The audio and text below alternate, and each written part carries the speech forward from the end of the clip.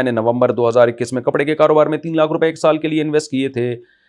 इसमें से हर महीने मुख्तलिफ रकमें प्रॉफिट के तौर पर आती रहती हैं। नवंबर 2022 में कॉन्ट्रैक्ट खत्म हो गया। इस इन्वेस्टमेंट और मुनाफे की रकम पर ज़कात होगी या नहीं? अगर होगी तो किस तरह हिसाब लगाया जाएगा?